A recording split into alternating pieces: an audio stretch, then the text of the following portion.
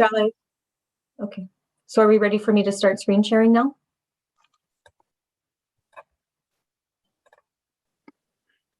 I'm just going to do it.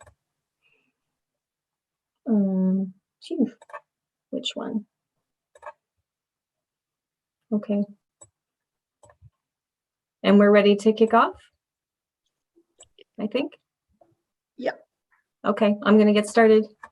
Hello, everybody. Welcome to this second webinar, reporting research from the Building Migrant Resilience in Cities, Immigration et Résilience en Milieu Urbain Partnership.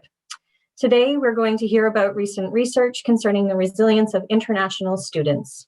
We have three presenters today. First, Professor Belkhodja from Concordia University, who will be speaking in French about the welcome extended to international students in Montreal. Then we will hear from Professor Cristina Gabriel from Concordia University, who will report on recent evidence regarding student resilience.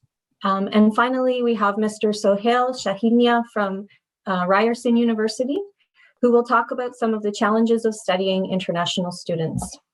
So we will have three presentations today, followed by a few remarks, and then we will have time for questions and answers. We'd ask that everybody please turn off the sound on your phones and mute yourselves, and put any questions that you have in the chat as we go along, and we will gather those up at the end and bring them in for our presenters, if that's okay. So with no more ado, I would like to invite Professor Belkhodja to speak, and he will present on Montreal, his research there. Okay. Merci, Tara. Thank you. So I guess I will thank you for inviting me to this webinar, and I will present work that we conducted over the last few years in Montreal with Amel Gherbi, who's also with us today. She's a student finishing her PhD thesis at l'INRS in Montreal. So I will share my screen. Tara, you mentioned I will speak in French, but I think I'm going to speak in English because I prepared my PowerPoint, which, sorry, I have to. Am I sharing it or?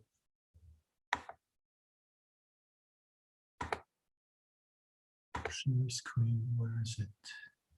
Sorry, and while these slides are being prepared, I've just been reminded to remind everybody that this session is being recorded today. Okay, so you have my presentation? Yes, Chedley, it needs to be correct. made full screen. Yes, it is now.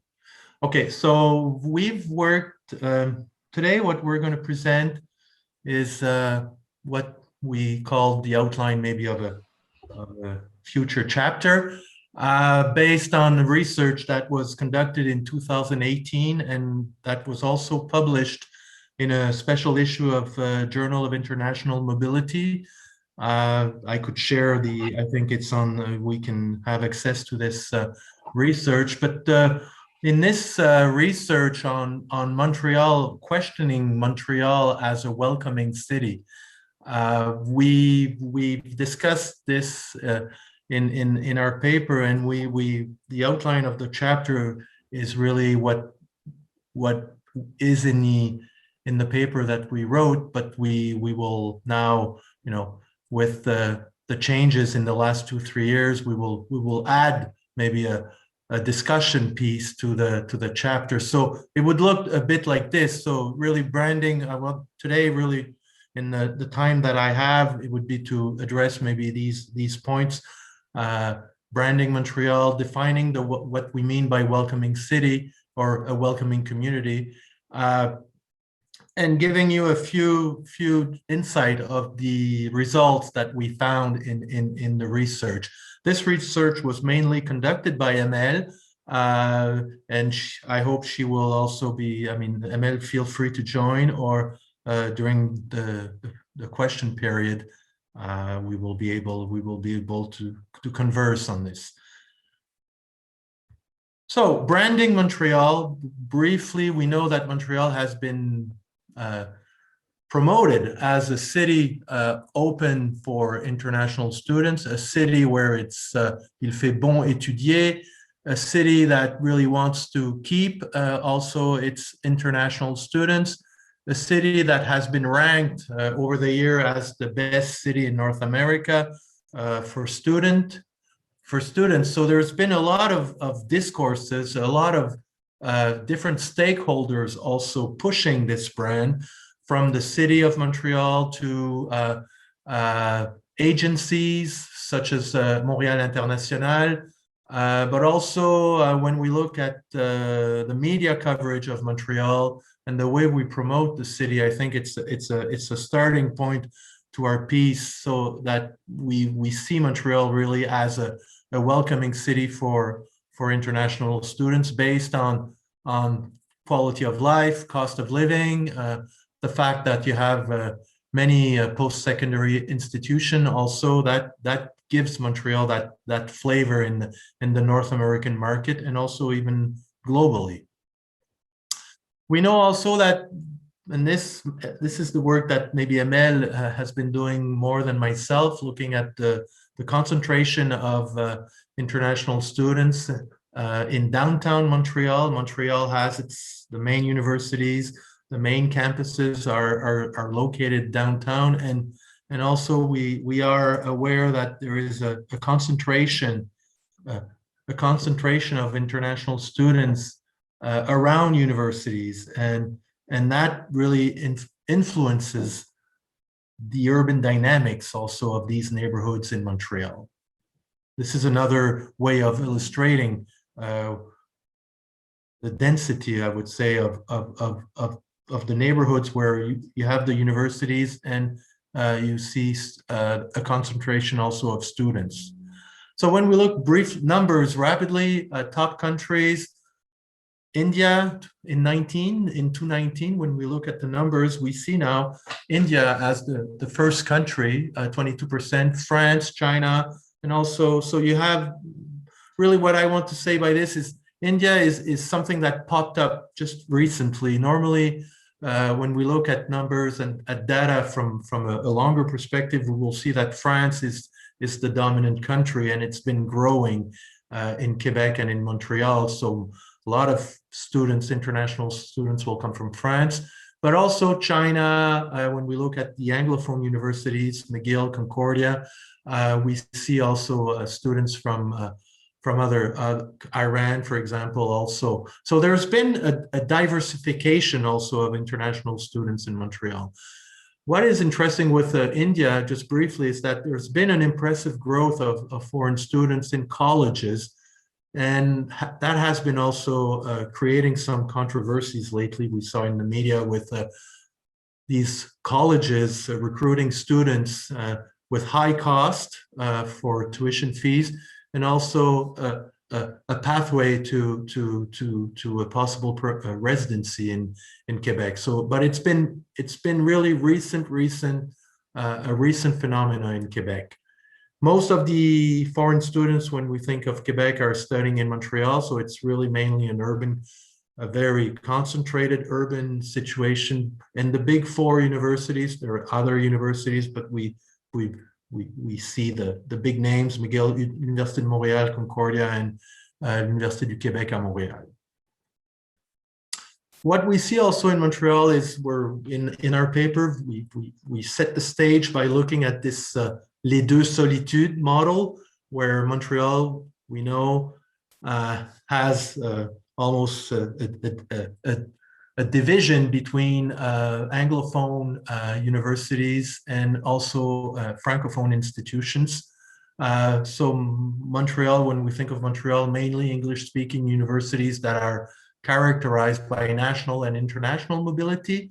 A lot of Canadian students will come to Montreal to study in these two institutions, and the French-speaking institutions, you see more mobility from Quebec, moving to Montreal to study in Montreal.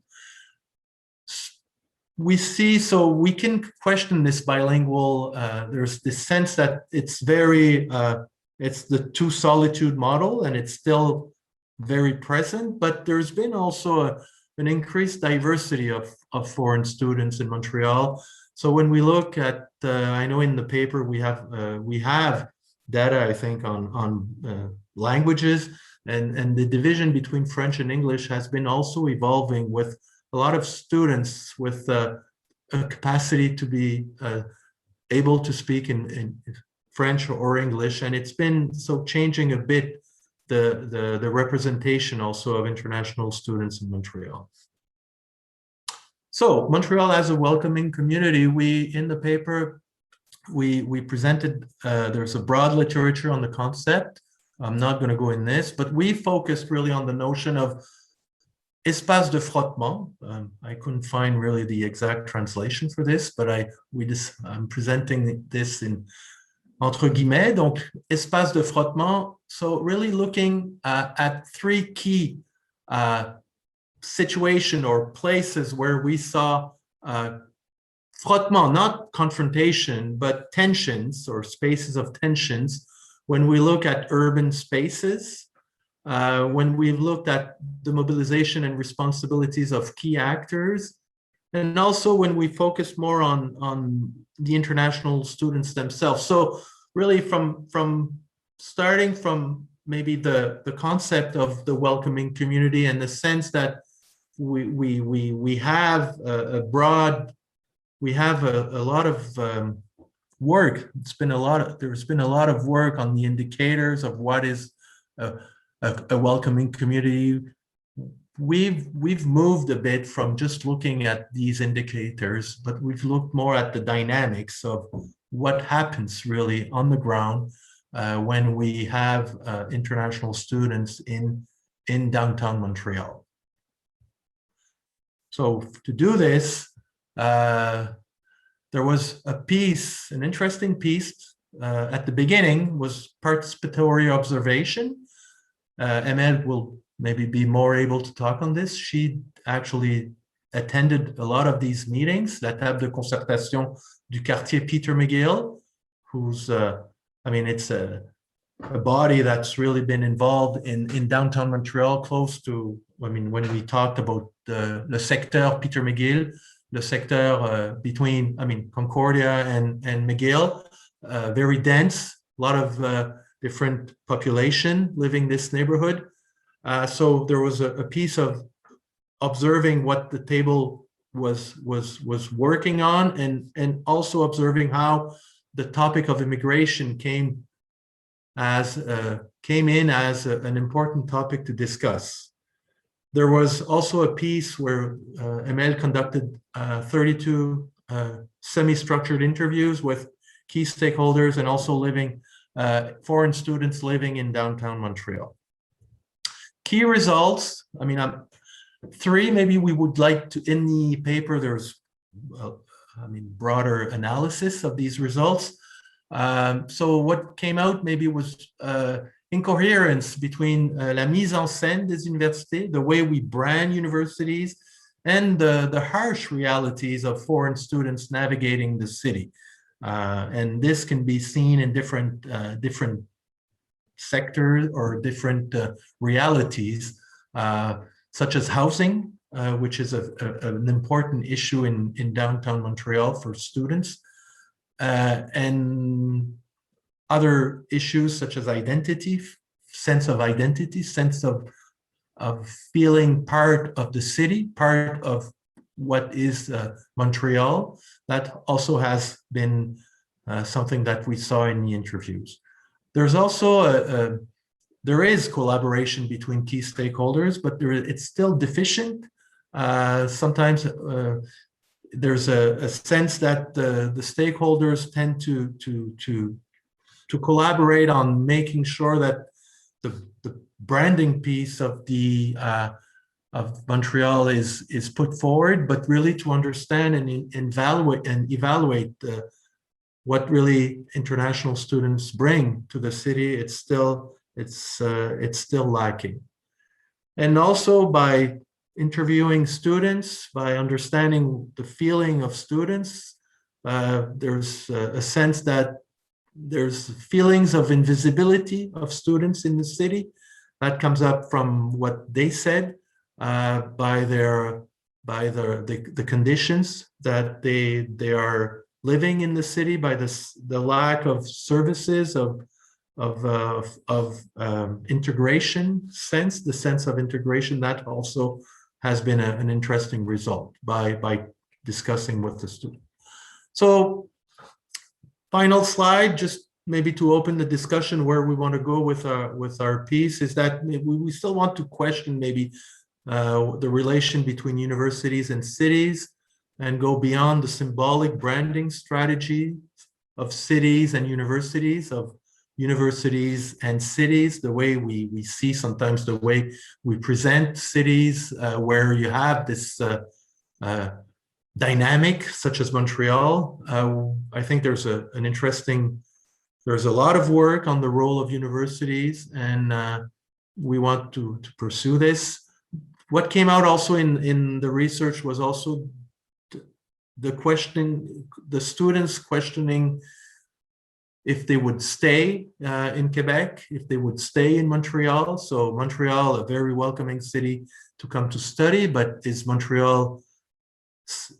it still welcoming when you want to stay? So the whole issue of retention, a lot of mobility of students leaving to other cities, leaving to other provinces mostly. And finally, I would go to the last one, and that's an interesting also. I find when we look at the way by doing the observation also of la table de concertation, I think it's interesting to question, to go further than just resilience, to look at maybe what we mean by a city that is hospitable to migrants, to different categories of migrants, which are, we could say, temporary forms of migration, so towards hospitality.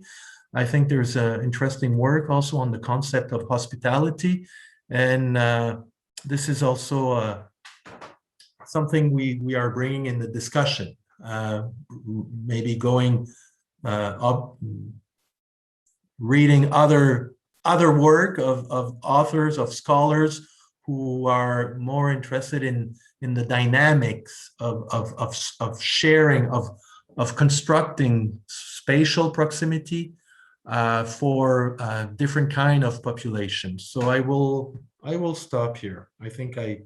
I hope I didn't go further than 13 minutes. Merci beaucoup. That was absolutely perfect timing. Thank you very much, Chedley, and a very interesting discussion.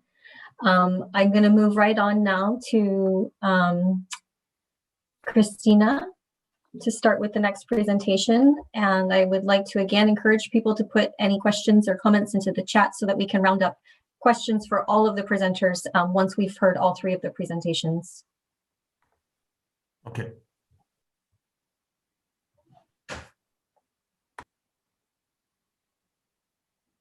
Okay, I'm just trying to look for my clock. All right, so first of all, thank you for the opportunity to share some of our findings and to receive some feedback from you about how our chapter should unfold. First of all, I should say I'm at Carleton and not Concordia. There are great people at Concordia. Would love to work with them, but I'm at Carleton. So I do want to say that that the chapter that we're trying to pull together is very much a collaborative effort. It brings together members from the International Student Working Group, including Margaret Walton-Roberts, Kitchener-Waterloo, Lisa Alfieri-Slayton at York Region, Francine Schlosser from Windsor, and Shutama Ghosh in Toronto, as well. And I'm drawing on the insights of Louisa Vronis as well. So in the chapter, what we are trying to do is to draw on these collaborative projects, as well as some of the insights from the research digests that have already been published, and more recently from the International Student webinar. So the starting point of the chapter is to think about the concept of social resilience. And at the moment, we're thinking about in relation, like a working definition that Akbar and Preston put out to think about the international student experience in Canada. And in doing so, we anticipate that we're going to have to work through some of the tensions that mirror some of our conversations in the partnership as a whole in terms of thinking about individual resilience, as well as, these broader conceptualizations of social resilience. So in order to sort of get ourselves thinking about this chapter and to think about how to proceed, we convened a meeting among the members in the different city networks. And in each instance, the members came to think about the international student experience, albeit from slightly different vantage points, which reflect their research. So my point here is the chapter is still part of an ongoing conversation. What I'm doing is presenting some of our initial thoughts. So in terms of the chapter, we're proposing to consider how student experience of migration governance and social supports moves across various scales to capture the dynamics of the different projects. And so, for instance, the research conducted touches on the transnational domain. It touches on the federal government's policy regime vis-a-vis international students, on individual universities and the role they play in hindering or fostering social resilience, and on the impact of the local community. So while we sort of capture these different dynamics, all the research projects are located in Ontario, the province with the highest number of students. But in Ottawa, our group also included both English and French-speaking students. So the way we proceeded with our conversation in terms of trying to flesh out this chapter was to take the questions posed as goals by the editors and try to add our thoughts or our initial thoughts about those questions. And that's how I've structured this talk, insofar as the talk reflects our conversation. So the first question asked about the merits of a resilience approach to settlement. And the question as posed might have to be reconsidered in terms of the group that we're talking about, insofar as international students have a precarious status. And while many of them may want to stay in Canada using a pathway such as the postgraduate work permit, others don't. And so that might be something to think about. But the other issue about international students' precarious status is that they're located at a set of very contradictory dynamics. So on the one hand, they're encouraged to come to Canada, even recruited actively to come to Canada as part of its two-step process, and they may want the status of a permanent resident. But the current institutional framework, or at least the governance framework of immigration regulations, for instance, works against them in many instances. For example, the work students do on campus is not always counted.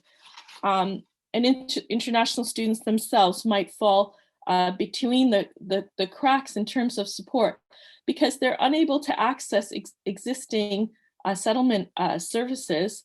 And local immigration partnerships may have long waiting lists.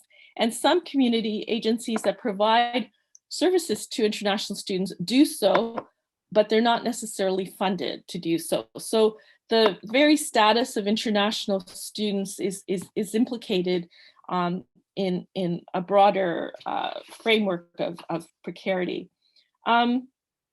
Similarly, the institutional framework is not always responsive, or not necessarily responsive to international students' concerns, and this has implications for the broader issue of resilience. So if you consider the recent announcement of the pathway to permanent residence for international students, and here I'm just highlighting some of the points the Migrant Rights Network has made based on a survey they did. The criteria still will exclude as many as 34% of their survey respondents on the basis of the fact the criteria, says you have to be graduated after a certain time, you have to have a certain level of education. You need an existing current work permit, and the broader issue of being ready with language accreditation. So those kinds of criteria push people out. If we turn to the second question posed by the editors, how do formal and informal institutions play a role here? One issue to consider is and because many of us did research within particular post-secondary institutions, is the extent to which those institutions step into the gap to provide some service. So, and here, whether it's on the basis of information regarding work permit or rules for work or health services on the one hand, but on the other hand, there are other kinds of issues that come to the fore. The federal government has rules as to what universities can or can't do vis-a-vis international students. There might also be, in terms of the way universities are set up, there might be differences that frame international students' experiences. So some of the research we've done here in Ottawa seems to suggest that students at Carleton might have greater issues regarding finances than students in Ottawa, and that might be something to look at. But the other point in respect to this question that's also important is to think of what types of civil society groups have also offered assistance. And here, certainly research in Kitchener-Waterloo indicates that some denominational churches and their parishioners have come to play a role. We can think about the extent to which international students themselves have made links in the communities that they're located in terms of just neighborliness. Your neighbors might help you. The third question, which is sort of related to the points I've just made about formal and informal institution, is the broader issue of the urban context. So obviously, students, even with precarious status, are members of broader communities and reliant on public goods. And research in Kitchener-Waterloo and Windsor raises the interesting point about the nature of a public infrastructure and how that plays a role in students' experiences. And the examples that they brought to the fore is just the issue of public transport, for instance. But also, there are students make calculated bargains. So certainly in Ottawa, some students might prefer to live on the Quebec side in Gatineau because the housing costs are cheaper. That leads to being at a further distance from the university, but that's a bargain.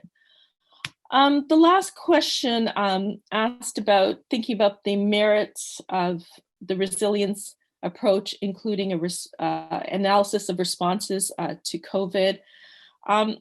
So more broadly than that question, I think COVID was a wake-up call to educational institutions and the federal government as to how the system is so dependent on international students. So a recent report from Parliament said in 2018, there were 721,000 international students studying Canada, and they contributed 21.6 billion to the country's gross domestic product, which I think is not insignificant.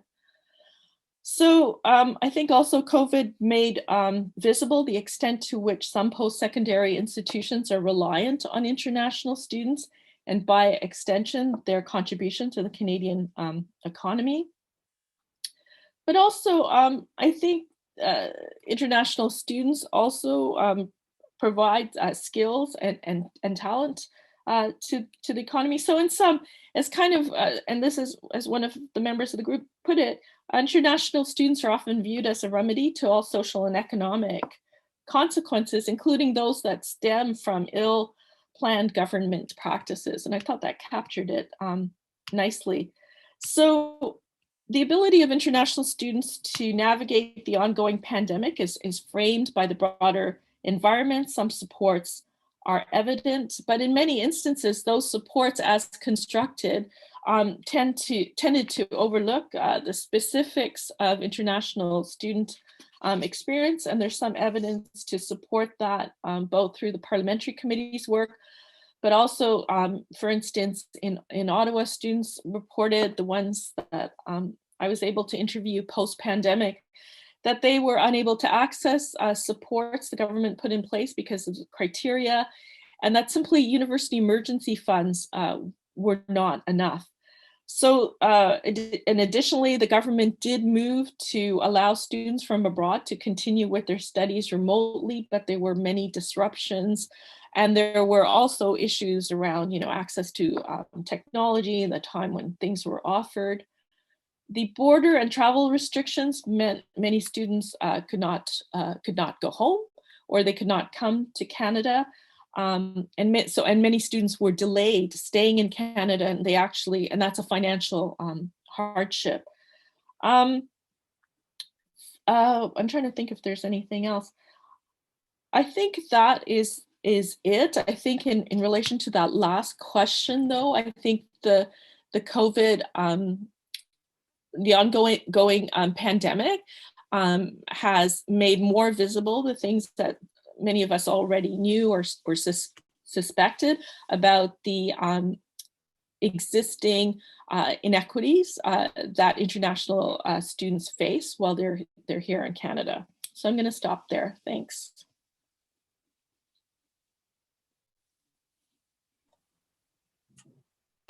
Thank you, Professor Gabrielle. That was a really great synopsis of the research that's been taking place, and I think a very real picture of what we see for sure in communities where we're working in them. I would now like to invite Sohail to present on the challenges of doing research among international students, and again, remind folks to put your comments and questions into the chat so we can come back to them at the end for all three of the presenters.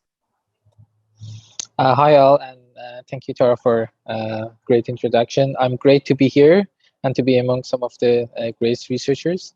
I'm just going to start by sharing my PowerPoint slides. Just as I'm doing this, just let me know if you guys are able to see the slides.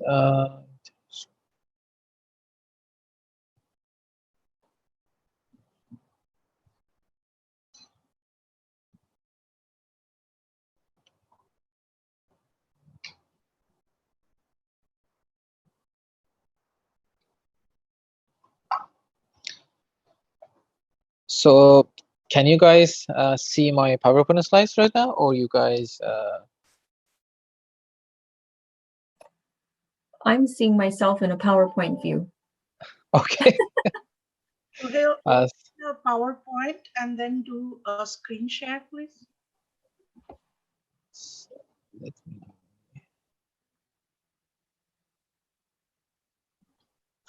me.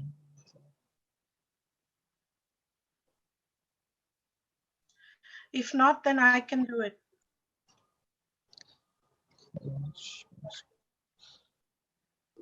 Here we go. I think it's gonna work now.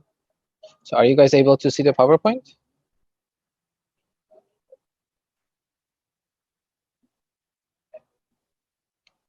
I'm seeing a black screen. So how, when you open up screen sharing, you'll see a whole bunch of little screens in front of you. Choose the one that has your PowerPoint. So actually on my side, it says the PowerPoint I selected is being shared. So I'm not sure if you guys are seeing a different. Sohail, I'll do it from here. Sure, sounds great. Thank you, Prof. Sorry about that. No problem.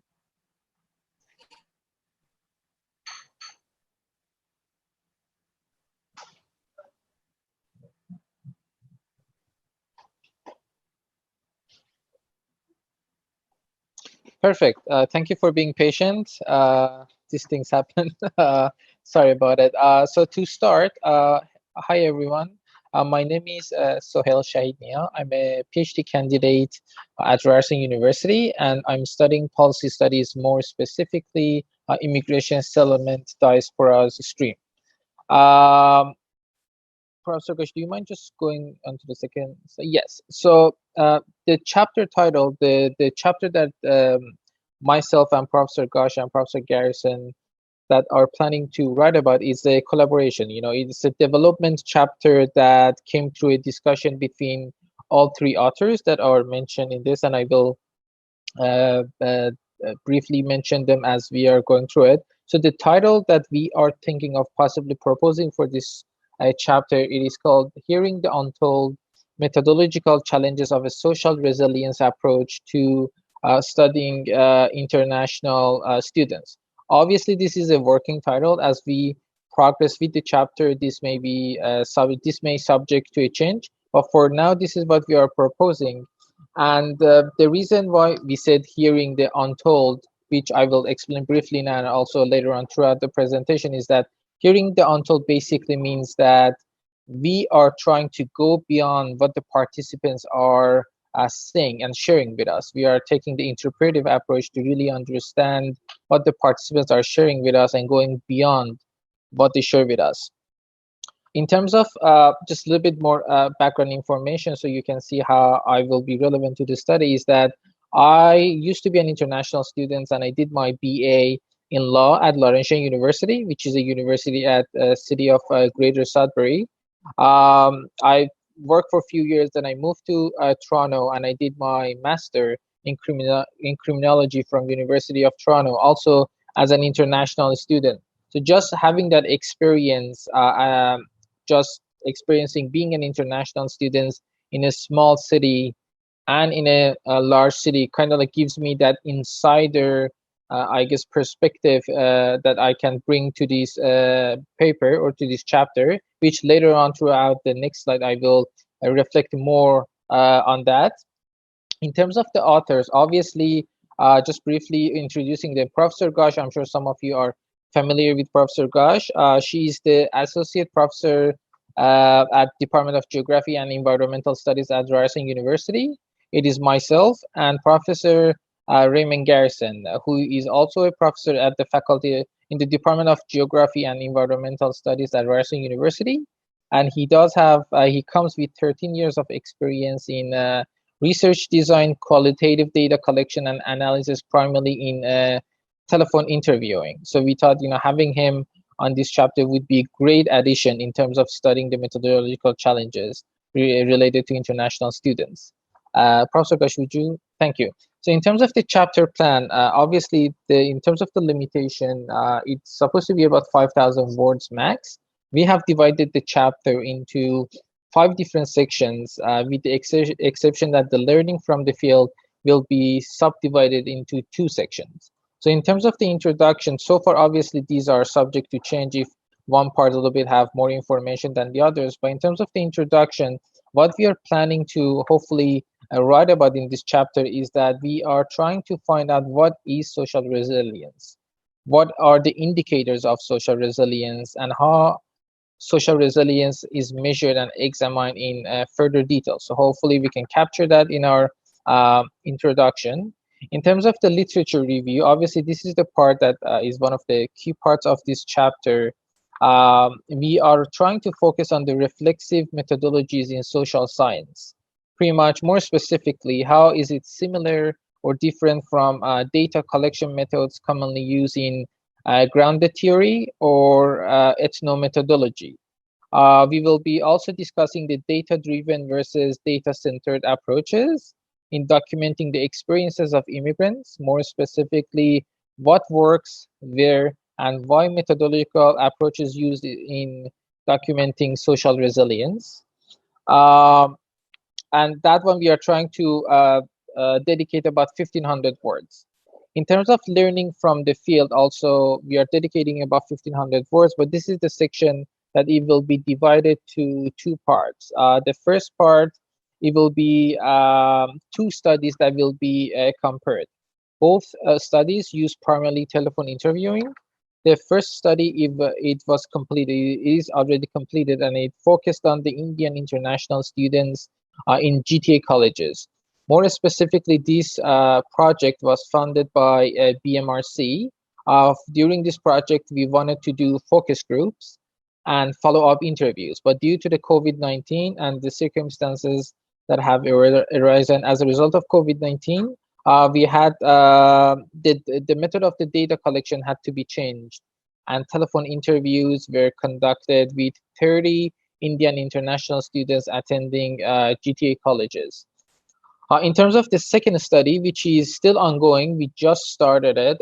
It is focusing on the challenges and resiliency of international students and institutions in northern communities, more specifically in medium-sized cities such as the city of Greater Sudbury. So this is the study that we are trying to understand more about the resiliency and the struggles and the challenges that international students face during the COVID-19, and see what are the shortcomings, what are the policy recommendations, and how as researchers we are able to hopefully shed some lights on that perspective. For this study, we are interviewing 80 participants using a telephone interview, again, because of the COVID-19 situation. 60 of these participants will be international students, and we are aiming to interview students that hopefully there are some French and there are some English, because we are thinking that international students and French international students, they may go through a different set of challenges regarding COVID-19. That's why our study is trying to capture both groups.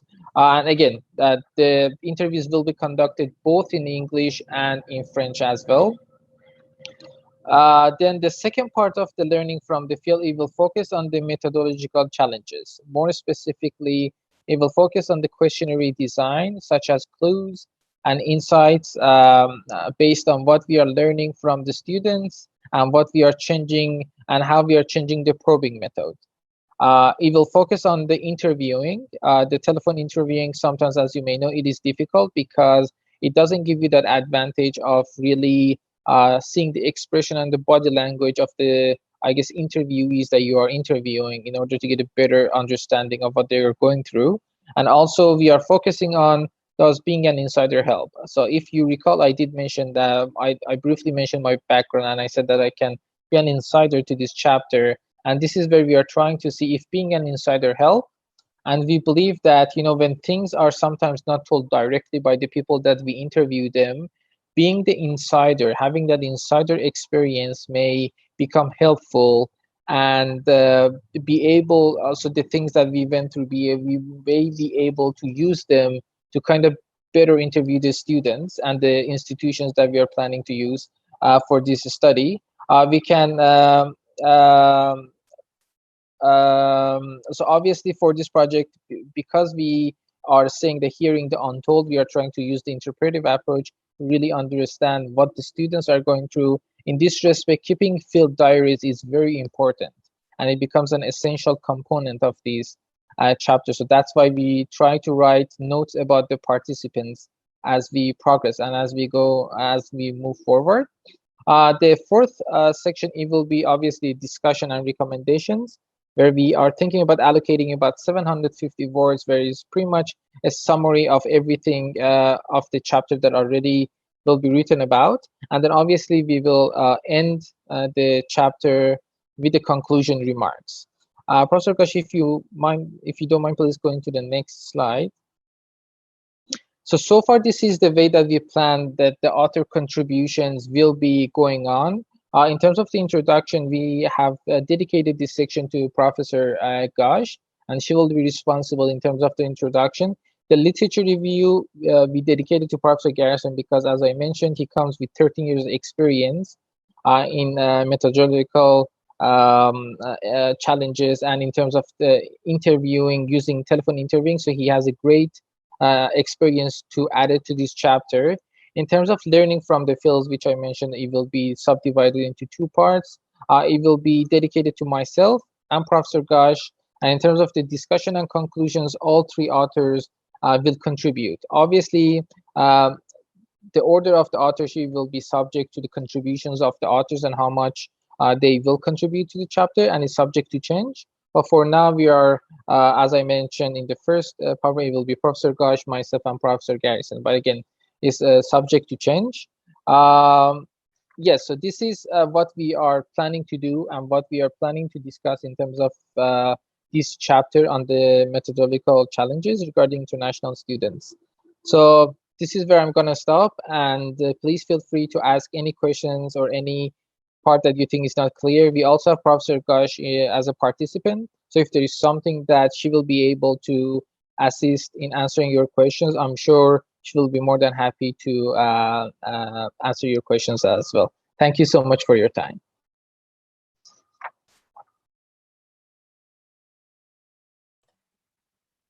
That was great. Thank you so much, Sohail, for that presentation. I'm really looking forward to seeing the results of the research when you guys are finished and are able to put it together.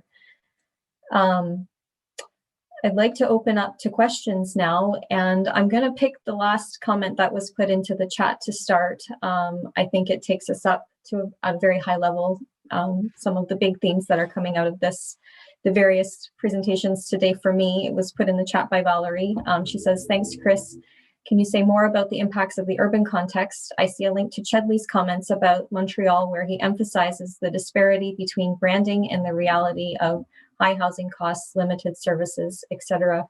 And I would also bring that up even kind of one level further to, you know, there's, I think, a connection I'm hearing in all of these conversations around this disparity between the branding and the reality of how a city is or isn't welcoming of international students, the type of lifestyle and opportunities that it presents to international students. But also, if we just think about kind of the development of immigration policy in Canada and the branding of international students, and I think this came up when Christina was speaking around international students being touted as a solution to everything, you know, the ideal immigrants, and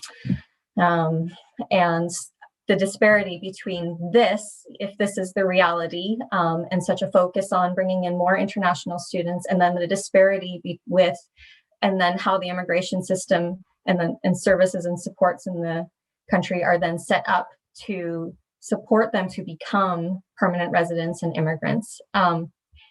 I would open it up to any of you to comment on that. Those are big questions, but.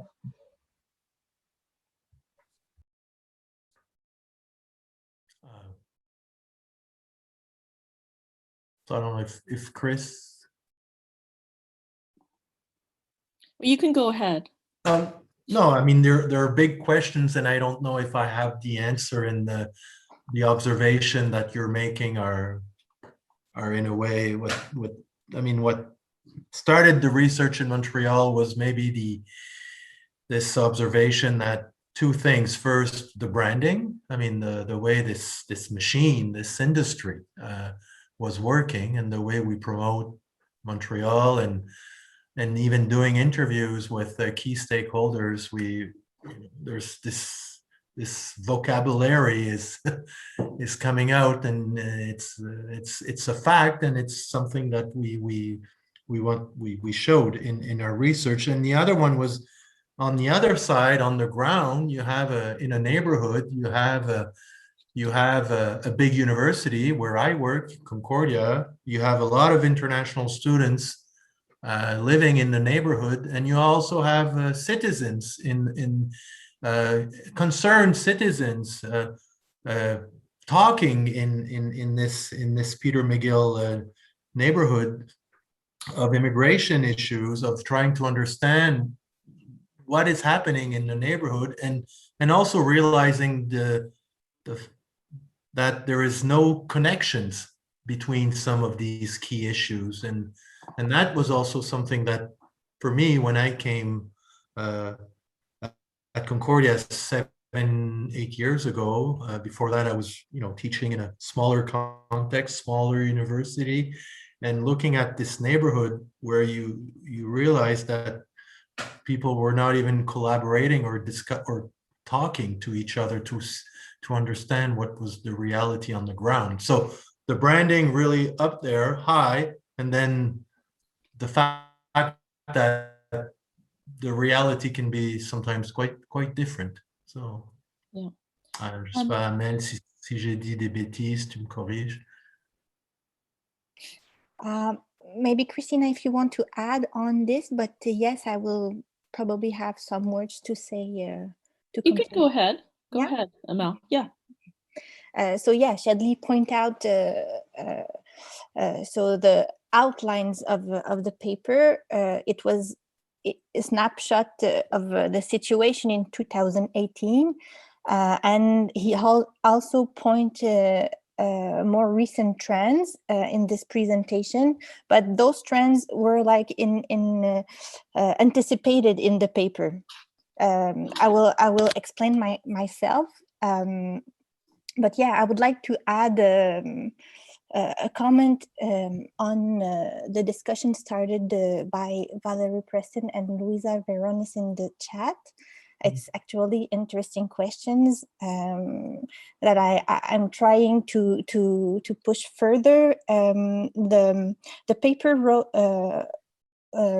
with Shadley was like an exploration of this big questions. So as he told, yes, there's a gap, an important gap between the discourse and all the imagery and what we attend as a metropolis attracting newcomers, and the situations and experiences on the ground. So this is general outlines. But regarding the cohabitation of international students in certain areas, such as in downtown, where they live more densely, maybe you have some readings on the literature on studentification. So it's instructive, but we know very little about urban dynamics and lifestyles carried by international students in particular. So when we talk about studentification and the densification of certain neighborhoods by students, we do not point out the reality brought by international students and temporary young migrants specifically. So yeah, it's an interesting point that maybe we can push further. So yeah, and what can I say more here? Maybe both the model, you were talking about hospitality. In my point of view, both the model of welcoming community and researchers on hospitality take as their subjects populations that are a priori precarious due to the nature of their migratory situation.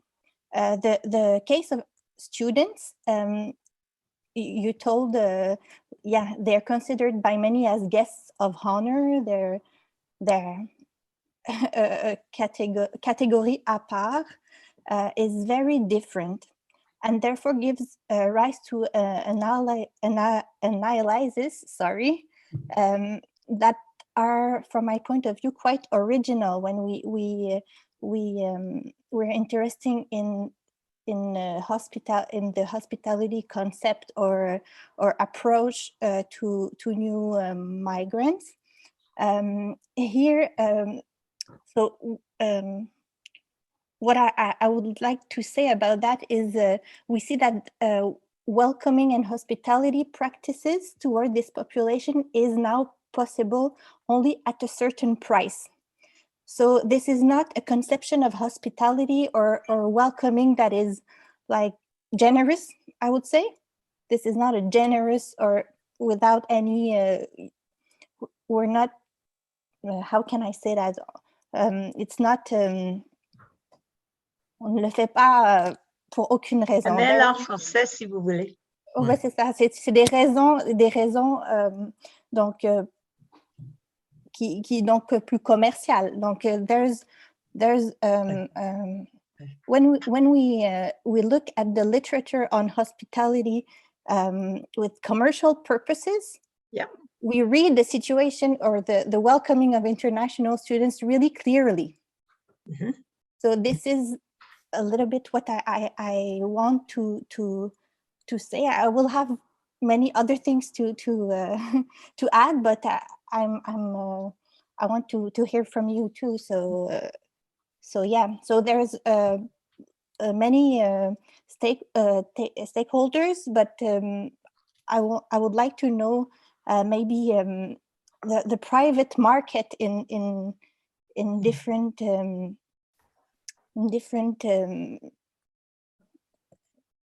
so les différentes filières ou sector of activities in your different cities. So yeah. I think this is a really interesting reflection, the correlation between hospitality in a private sector setting and the welcoming of international students. Christina, I'd like you to invite you to comment anything on this if you would like, and then we have just a few more minutes. Just quickly, on the issue of hospitality, there is, I'm trying to think back, but there is a thing about hospitality insofar as who has the power to extend the invitation or to be hospitable, and who is receiving it. And there is a whole dynamic of power in there. It's just a different, maybe a different take at that question.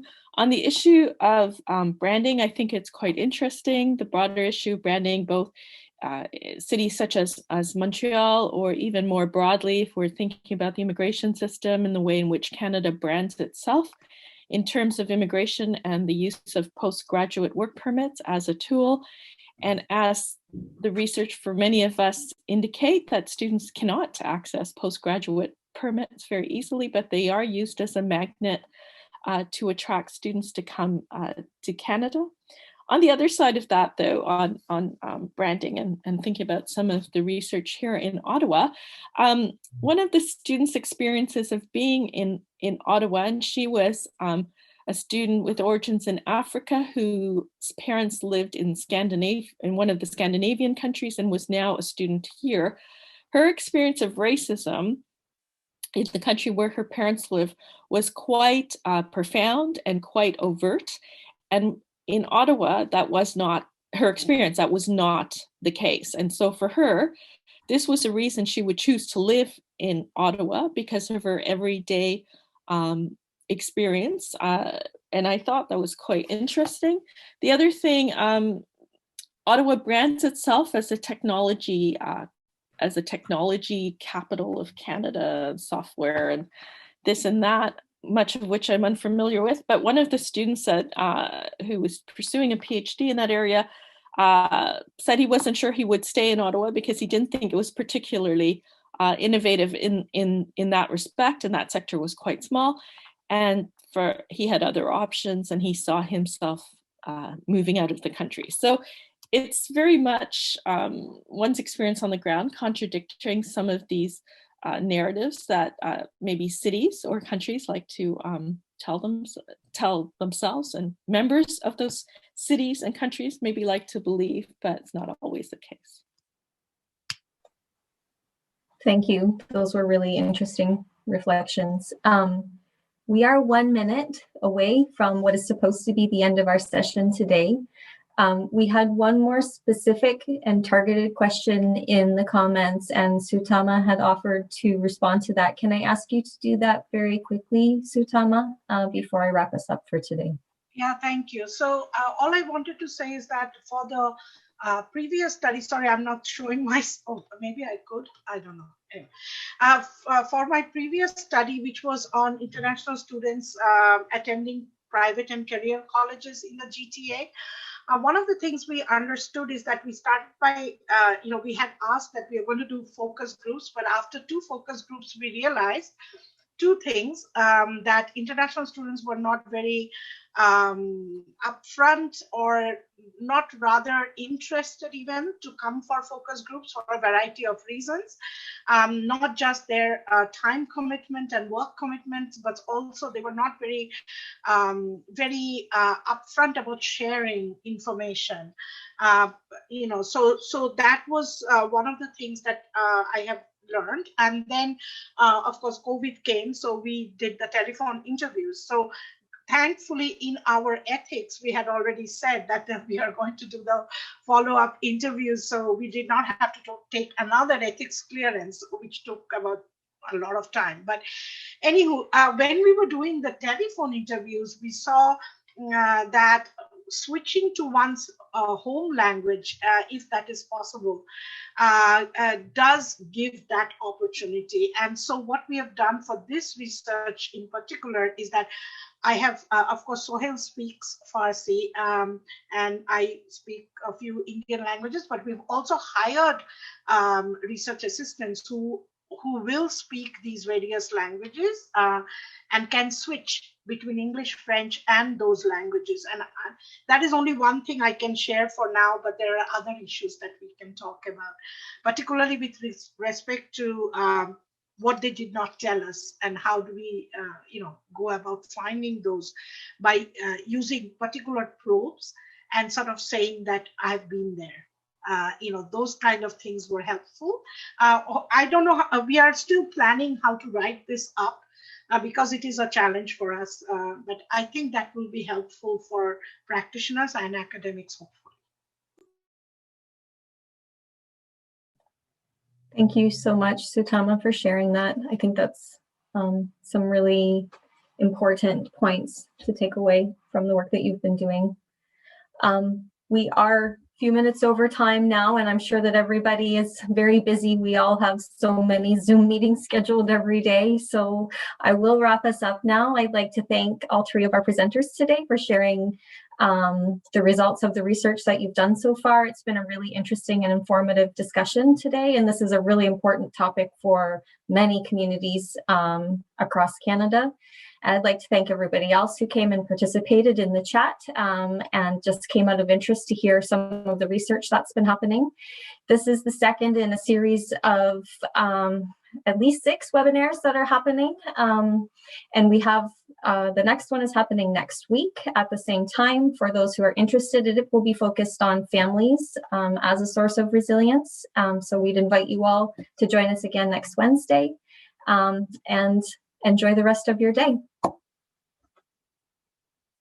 Thank you. Thank you, everyone.